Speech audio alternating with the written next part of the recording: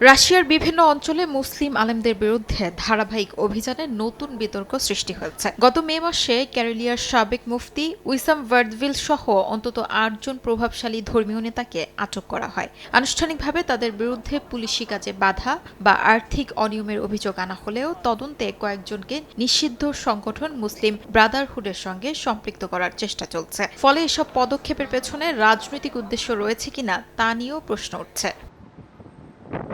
এই গ্রেফতারের পটভূমিতে রয়েছে নতুন একটি বিতর্কিত আইন প্রস্তাবিত বিলে অ্যাপার্টমেন্ট বা আবাসিক ভবনে যৌথভাবে নামাজ ও ধর্মীয় সমাবেশ নিষিদ্ধ করার কথা বলা হয়েছে। রাশিয়ার মুসলিম নেতারা বলছেন, দেশে পর্যাপ্ত মসজিদ নির্মাণের অনুমতি না দিয়েই সাধারণ মুসলিমদের বিকল্প উপাসনার পথও সংকুচিত করা হচ্ছে।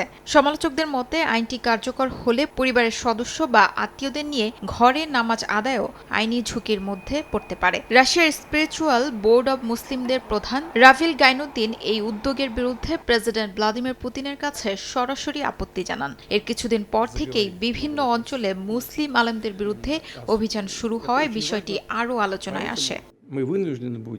রাশিয়ায় ২ কোটির বেশি মুসলিমের বসবাস।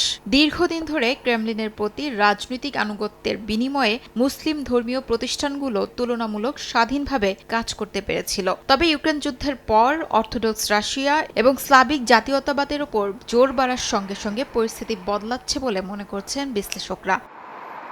শিউলি রোজা, সময় সংবাদ।